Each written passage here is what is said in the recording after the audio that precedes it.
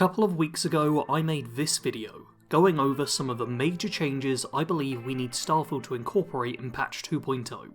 That video seemed to really resonate with a lot of you, and ended up receiving nearly 200 comments. Among those were a bunch of suggestions for what people wanted to see in the next patch, so I went through every single comment and looked for the most requested features. I've compiled them together, and in this video I will go over what you want to see in patch 2.0. First on the list is land vehicles. This one shouldn't really take too much explaining, as I'm sure we all know one of the big problems with Starfield is the emptiness of the game.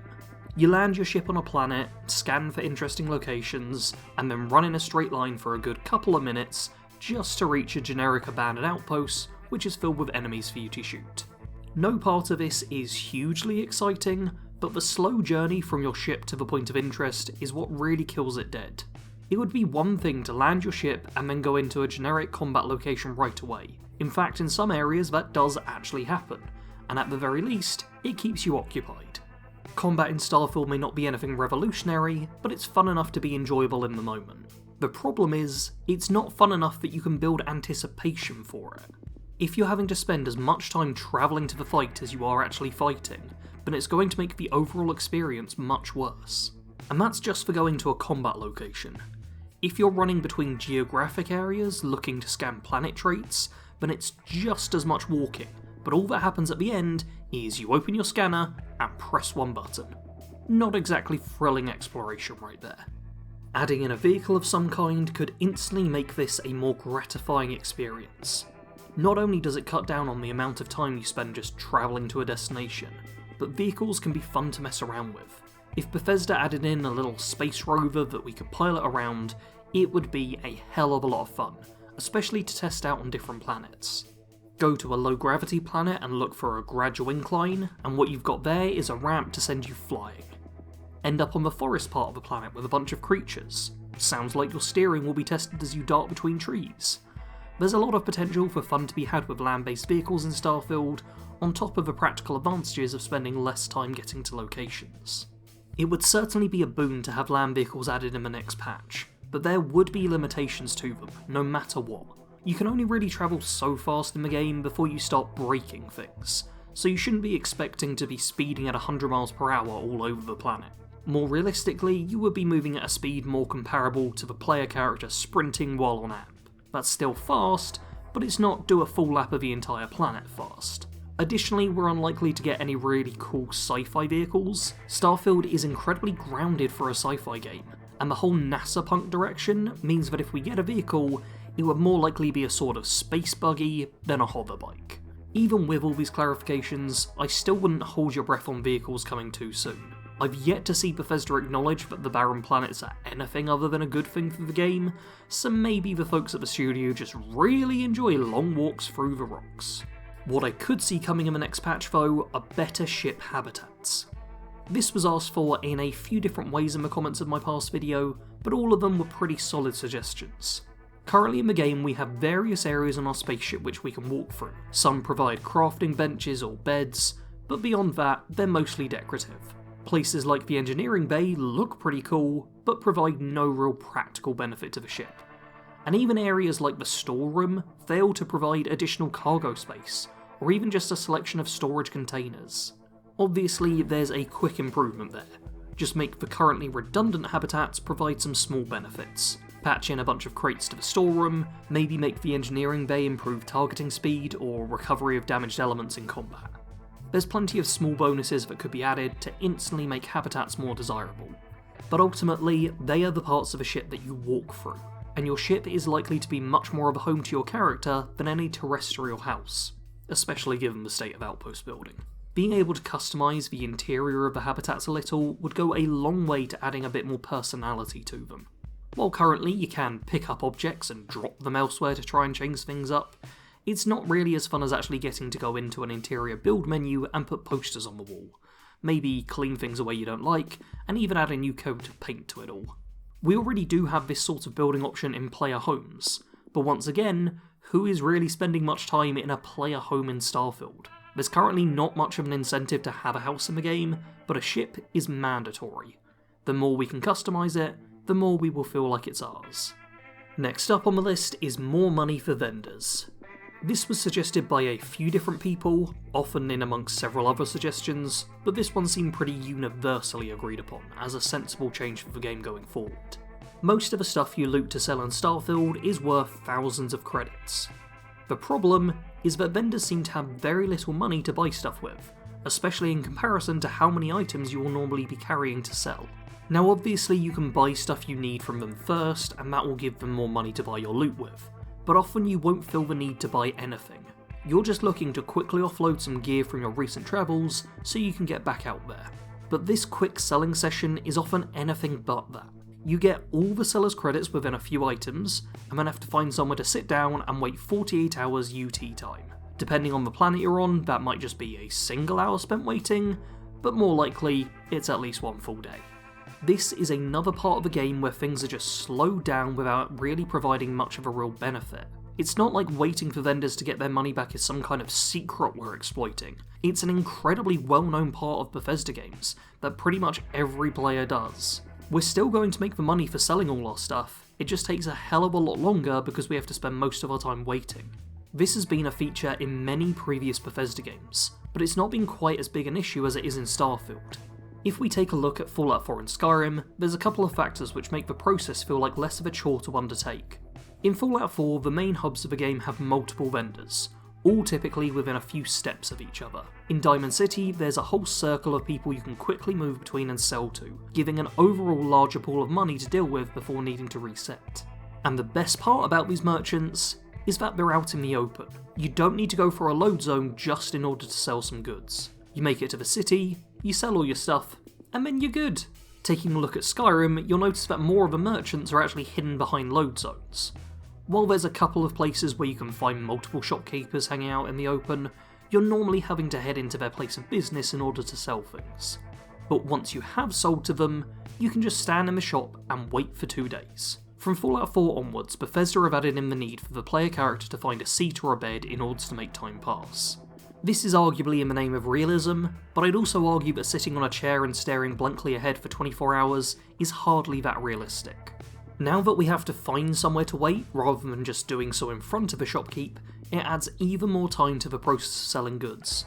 Going for a load zone to find a merchant, selling a small number of goods, finding a place to sit down, and then waiting the required 2 days is a lengthy process that you need to repeat over and over again in Starfield.